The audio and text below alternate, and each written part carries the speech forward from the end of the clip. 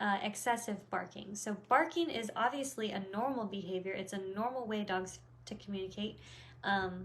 They are vocal creatures. They obviously descend from wolves, and the howling, it's all normal. The barking, they learn when they're puppies to whimper, to cry, to vocalize.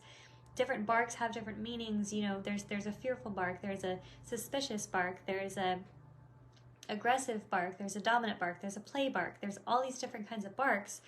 You know, there's an intruder bark, and all of them are normal. They just are. But excessive barking, if you have taught your dog, you know, that there's a command that means, okay, quiet now, you know, and then they're not respecting that.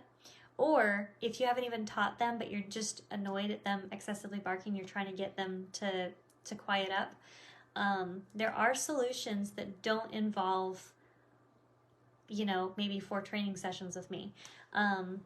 And those that I would suggest are using a remote control high pitch. It's like a mosquito ringtone tone, and they make these little remotes for it. It's something that when I was a kid, my grandpa used on the neighbors' Dobermans when they were barking in the backyard. And it just, you hit the button and it just emits a very, very high pitched sound, and it kind of interrupts the pattern, and they hear it, and it makes them like focus for a second on the noise. Where's that coming from? What is it? And then they may bark again, but at least it will kind of interrupt the behavior momentarily. That could be a solution. For some dogs, that's all they need. And for others, that's not enough. It just depends on the dog. Doesn't hurt to have 2 different tools in your toolbox though. The other is a bark collar. I do recommend the one from Chewy.com that's called the B600. It's waterproof. It is the most, I don't know, indestructible of the ones I've found. It's a really good quality collar, and if something happens to it, like Chewy has just replaced it without any questions asked for multiple clients of mine, and I love that about their policy or whatever. So, you know, if it gets broken for whatever reason, it's not the most expensive, nicest design, but it's definitely not the cheapest, and it's only like a $35 collar.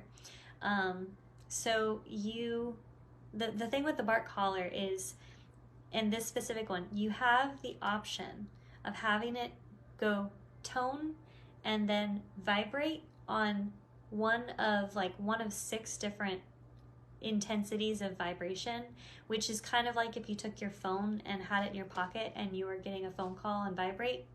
It's the same sensation that the dog would feel on their neck.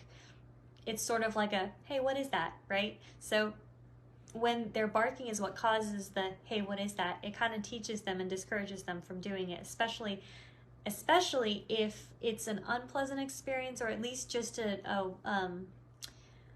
little bit uncomfortable, or a little bit like they then realize, okay, I'm barking kind of for no reason, and this thing won't stop vibrating, so I might as well just stop barking. Then you have 6 different levels. If you choose to do a low pulse shock, you can do that, and depending on the sensitivity level of the dog, what I love about this collar is you can really tailor fit it to the dog's sensitivity level. You would start maybe with it just on level 1 vibrate, see how the dog reacts to it, and if it's not making a difference, go up to level 2 and just go up from there, and you will find a spot that is effective. You will. Somewhere between, you know, level 1 vibrate and level 6 vibrate and pulse, you will find a level that is comfortable for the dog where they respond to it. Now, the problem with bark collars is most people let them hang around the neck and droop, and basically the prong part of it will just kind of like loosely be here, possibly making contact with the skin, but probably not. So the way the collar is actually supposed to be used is high and tight, snug around the top of their neck, so that the contact points are making contact right behind their ear. This is the most sensitive part of the dog's neck, and this is where training will actually be effective.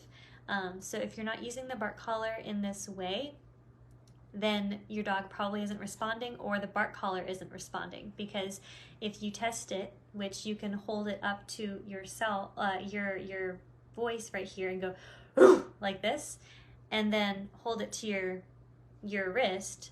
You know, you have to really, it has to be like right there making contact, right? And so I think sometimes people think that if it's swung around to the dog's esophagus, like it's making contact with their vocal cords, but when it's up here at the top of the neck, it feels the vibration of their barking, and it's more likely to go off quicker here than here.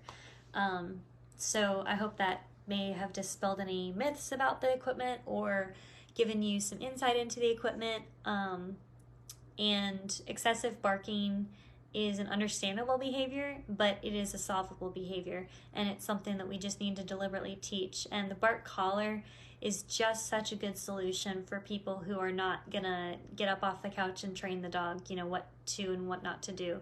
But we can also work on that, and you know, it can also be a solution of both and, right? You can use the bark collar and teach them when not to bark. And that you're gonna check the door to see, okay, is there an intruder, or is there, you know, real threat? And if it was just a squirrel, or if it was just a person walking by, then I'm gonna tell you, good boy, good girl, thank you so much for your service. Your service is no longer required in the empire, so take a back seat.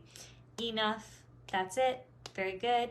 And then send them away, and now you've taken over the role of alert dog, right? You've taken on that role and relieved them of that job. You've put the security person hat on you, taken it off of them, put it on you, and given them a different task. Okay, now just go calm down, go lay down, or sit by my side, and then, you know, and then go and sit by my side by the couch, whatever the case may be. So there are ways to train through this, is what I'm trying to get at. So